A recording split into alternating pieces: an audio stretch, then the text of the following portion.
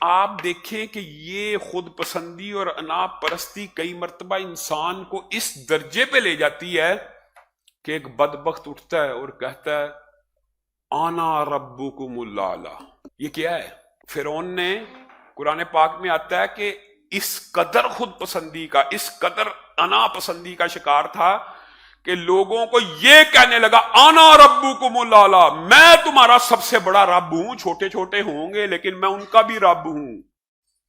یہ تم دیکھتے نہیں نہریں میری مرضی سے چل رہی ہیں، یہ حکومت اور اقتدار کے اندر بیٹھے ہوئے لوگ خود پسندی کا شکار ہو جائیں تو کیسا کیسا منظر سامنے آتا، آنا ربکم الاعلی۔ دیکھیے گویا انسانی تاریخ کے اندر، مخلوق کی تاریخ کے اندر سب سے پہلا جرم جو سرزد ہوا ابلیس سے، اس کی بنیاد انا پرستی تھی، خود پسندی تھی اپنی ذات کے اندر، جس کو اردو میں ایجاب النفس اب اردو میں چلتا ہے لیکن اس کی ایگزیکٹ ٹرانسلیشن اردو میں نرگسیت ہے۔ نرگسیت سے مراد یہ ہوتی ہے اپنی ذات کے نشے میں رہنا، اپنی ذات کو ہی سب سے بالا تر سمجھتے رہنا، اپنے آپ کو ہی سب سے اچھا سمجھتے رہنا، اپنے آپ کو ہی بس میں کا اسیر ہو جانا۔